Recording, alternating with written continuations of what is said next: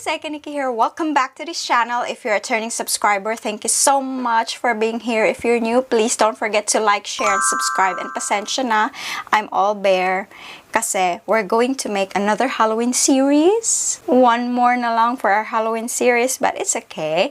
So, today, I was inspired another low-key makeup tutorial or easy makeup tutorial. As you can see on the intro, we're going to make a spider thingy Halloween makeup look. I hope you're going to like this one, and please don't forget to like, share, and subscribe. Okay? Bye-bye! See you.